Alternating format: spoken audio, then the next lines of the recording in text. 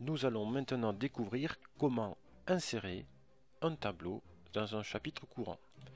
Donc j'ai choisi et je viens sélectionner mon chapitre, le déposer ici le curseur à l'endroit où je veux insérer un tableau. J'ai la possibilité d'avoir une sélection rapide, ici par exemple une seule ligne et 4 colonnes, ou bien si cela ne me suffit pas, le faire par exemple à partir de cette petite fenêtre. Alors je vais choisir 3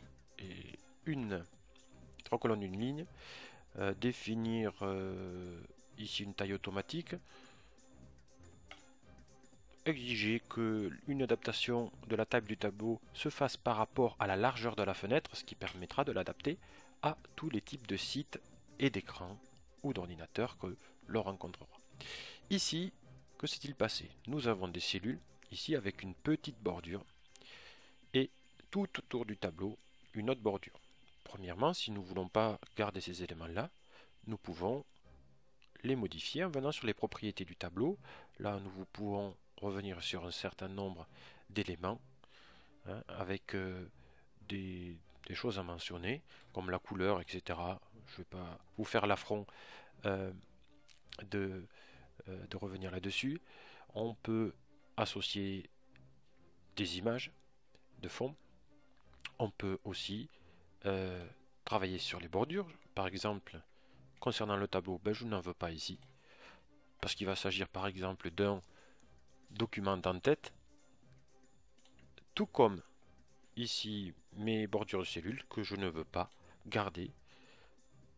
Et donc, je viens simplement décocher les cases.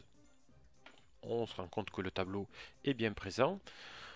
Je vais par exemple vouloir parler des tableaux sous Helpendoc. Donc par exemple insérer ici le logo Helpendoc, glisser déposer, vous connaissez. Rajouter du... Alors là je peux modifier bien sûr la taille de chacun des éléments. Je peux venir ajouter du texte que j'ai copié à l'intérieur, qui vient ici me préciser à quoi servent les tableaux. Par exemple on va se faire ça de manière assez homogène et exiger aussi, tiens, pourquoi pas, une justification des termes.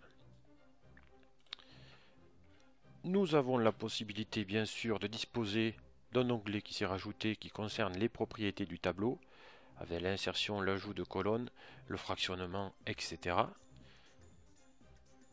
Ici, je vais pouvoir par exemple rajouter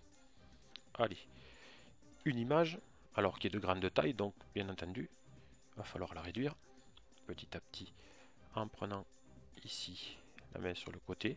C'est ce que je vais faire. Alors c'est juste pour vous montrer, je vais la déformer totalement. Voilà. Carrément la déformer d'ailleurs, chose qu'il ne faut pas faire. Mais c'est juste pour vous montrer le fonctionnement.